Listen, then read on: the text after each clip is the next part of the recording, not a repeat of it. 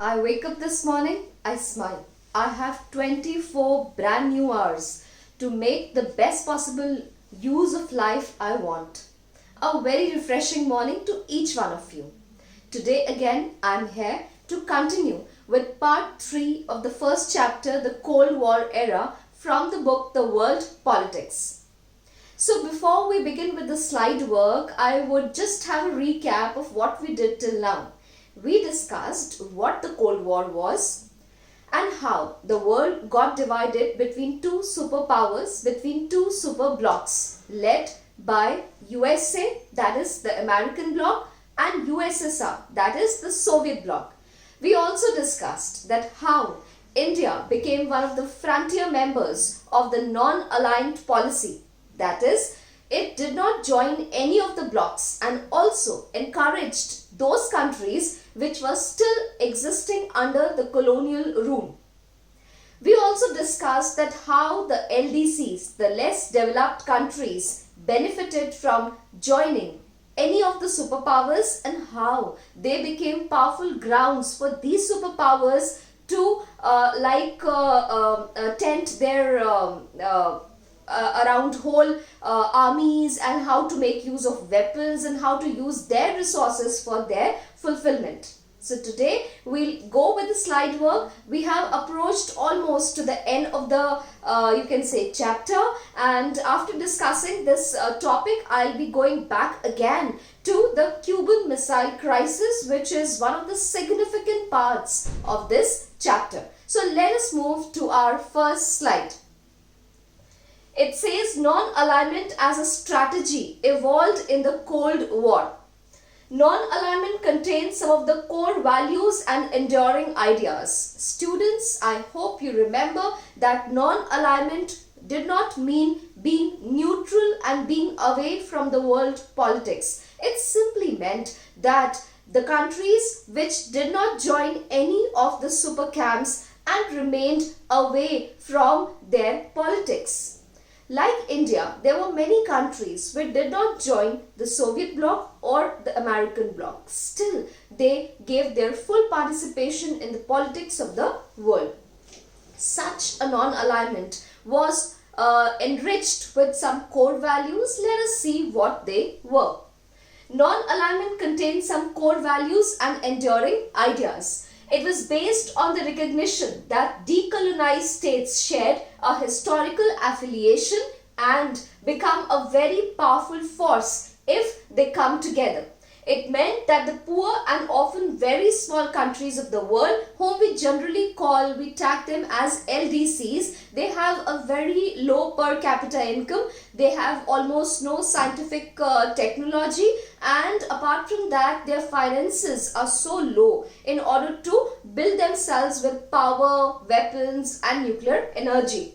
So these countries of the world need not become followers of any of the big powers, and that they could pursue an independent foreign policy. So like non-alignment and its core values were significant. Why? Because it was an encouragement for such small countries to become independent. They did not depend on any of the superpowers, and also their foreign policy played a vital role. So we'll move to our next slide. Cuban Missile Crisis. I hope students you remember that when I started the chapter, I did make a mention that this crisis was the standpoint of the beginning of the Cold War. So like this, with the notes that I have given in the PPT, you can easily write in 4-mark answers, and you can even take this as a part of any of the long answers concerning this chapter. So we'll just have a reading and then I'll explain you.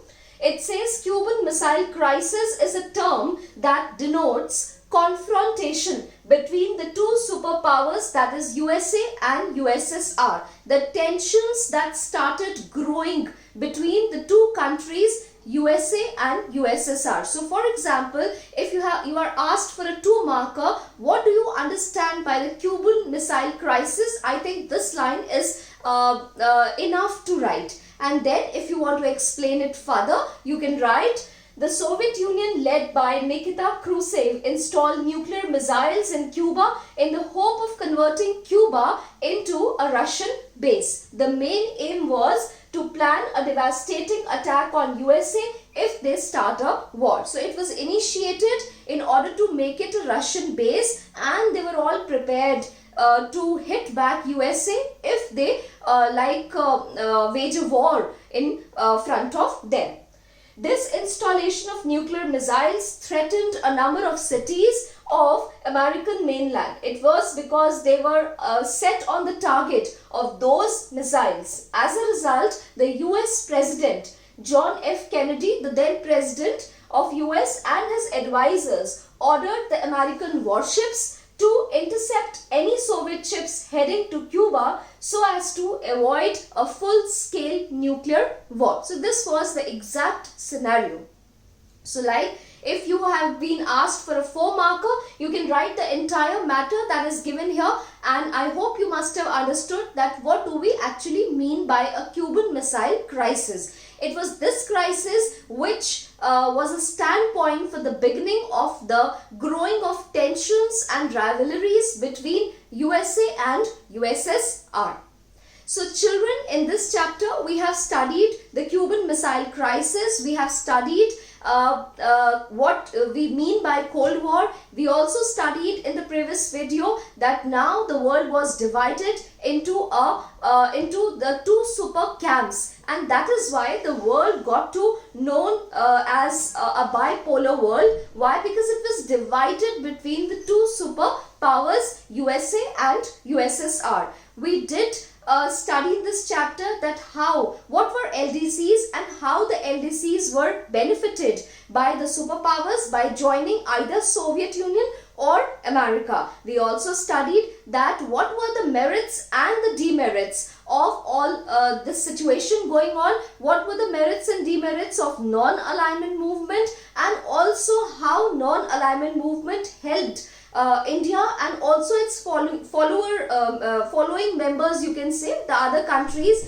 to become independent, to have an independent foreign policy. I would like to tell you children here that these countries which had a low per capita income and often were tagged as developing countries. At that time, India was one of the developing countries. So apart from India, there were many other countries which were under the colonial rule, and they did not happen to have a very strong economic base, and that is why India encouraged them to come out of the colonial rule and maintain their own foreign policy. It encouraged them not to join any of the superpowers and therefore remained independent in all its say.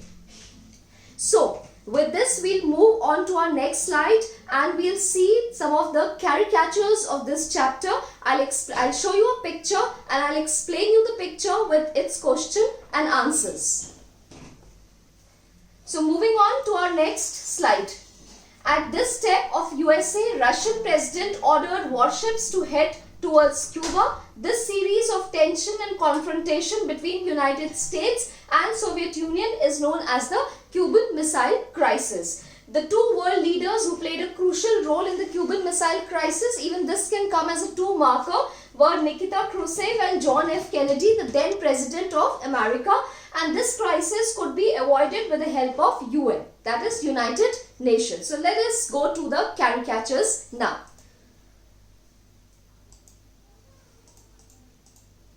The cartoon questions, herein you can see these 2 pictures. It is one of the significant caricatures of this chapter. Let us see some of the questions that are followed with this picture. It says, what do the above cartoon depict? The above cartoon depicts the American misadventure in Vietnam. The US entered the Vietnam War because it was worried communists gaining power in the conflict between the North Vietnam and the South Vietnam.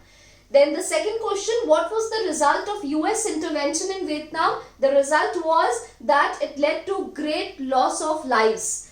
Ultimately, the US failed to achieve its objective and peace agreement was signed. Moving on to our next caricature.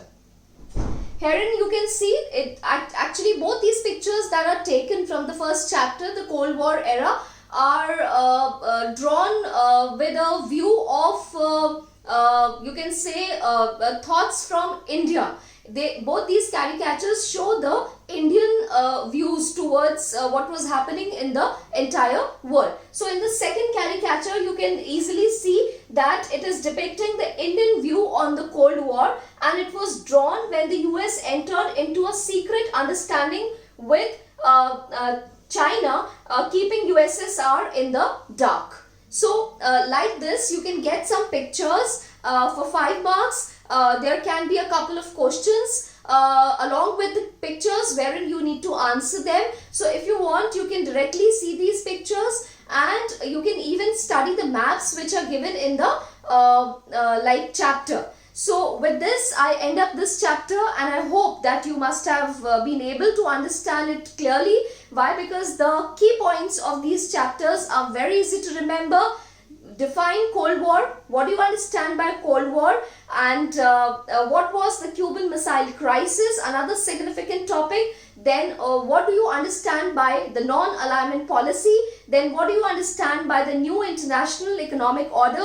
Merits and demerits of both. And then why India was called as the frontier member of not joining any of the blocs. A frontier member of non-alignment also.